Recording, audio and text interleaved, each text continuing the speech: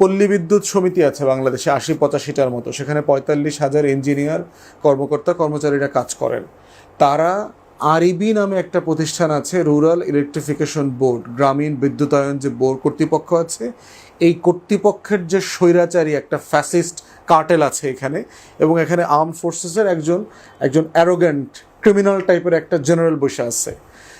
সে কোনো পরামর্শ শুনছে না, কোনো কথা আমলে নিচ্ছে না, সরকারের যে কমিটি করেছে তার নির্দেশনা সে মানছে না, ডিসি সম্মেলনে তাদের পক্ষে যে মতামত দেওয়া হয়েছে যে এটা বাতিল করা দেওয়া দরকার, এটা থাকার কোনো প্রয়োজন নেই, কোনো কিছু শুনছে না।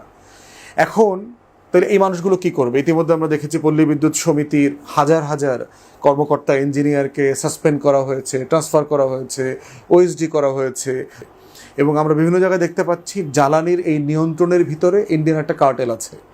তো সেই কার্টেলের বিরুদ্ধে যারাই কথা বলছে তাদেরকে সরায় দেওয়া হচ্ছে, এরপরে হচ্ছে তাদের কণ্ঠ অবরোধ করা হচ্ছে, মিথ্যা মামলা দেওয়া হচ্ছে, জেলে নেওয়া হয়েছে, এরকম ইঞ্জিনিয়ারও আমরা দেখেছি।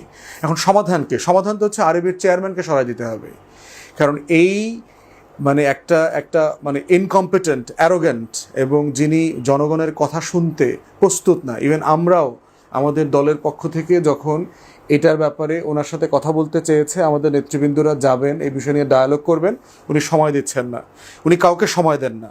এত ক্ষমতা একটা ব্রিগেডিয়ার জেনারেলের আসে কোত্থেকে? একটা রাষ্ট্রের ভিতরে একটা গণ অভ্যুত্থান হয়ে গেছে, এই সকল ফেক জেনারেলরা গত 15-16 বছর আওয়ামী লীগের দালালি করে কর্নেল হয়েছে, মেজর হয়েছে, ব্রিগেডিয়ার জেনারেল হয়েছে। তো সেইটা হচ্ছে আন্দোলনের বাস্তবতা। কেন এরকম একটা প্রান্তিক চরম সিদ্ধান্ত নিতে হয় আন্দোলনকারীদেরকে?